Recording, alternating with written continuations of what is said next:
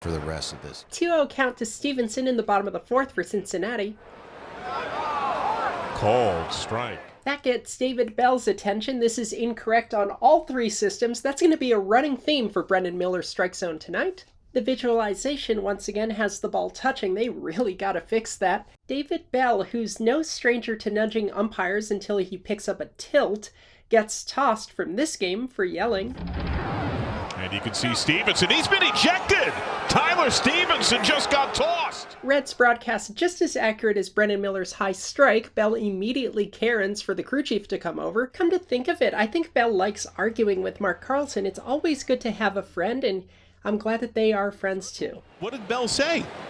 He said that's high. And that's it? That's it. Bell shows exactly how high that was, and wait, we have the technology. Let's do the math. This pitch was 2.76 inches above the strike zone, and that's not even factoring for buffer. If you believe the rectangle to be accurate, it was... Wait, run that back in freeze frame? Because what you're going to see is the trail of baseballs right there looks a lot better than... I mean, that's like 2 inches above the back belt, right? Again, baseball has a real problem with that vertical strike zone. Now he might as well get his money's worth. He's already been tossed. I mean, Stevenson was visibly shaking his head. Bell goes to his MO of circling the umpire who ejected him, and we play on. Well, you can't argue it because it's their judgment. Well, you can. You just get thrown out. Actually, if this was strictly enforced, could you imagine how many ejections we'd have? Stevenson flies out, and in the very next at-bat, well, at least these calls are consistent. Consistently bad. So remember on the Stevenson pitch I said that ball's touching? This time it's fully in the zone, and I want to point out why.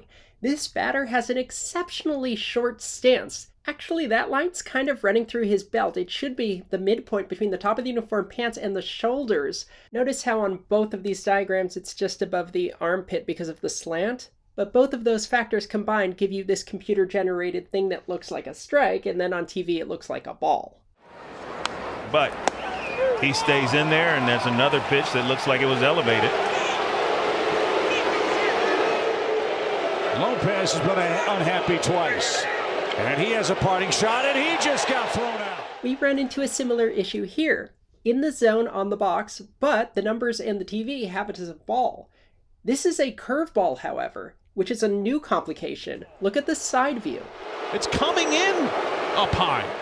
And that's the complication, isn't it? This ball is sinking. The zone is three-dimensional, but the computer, as we've discussed before, only measures 2D. So if it's measuring the pitch high at the front of the zone, we don't have any idea what it's doing when it drops toward the rear. You know, you can do all of that. You can do all of that, but if you direct it towards the umpire, that's when you get tossed. They sure like saying F a lot.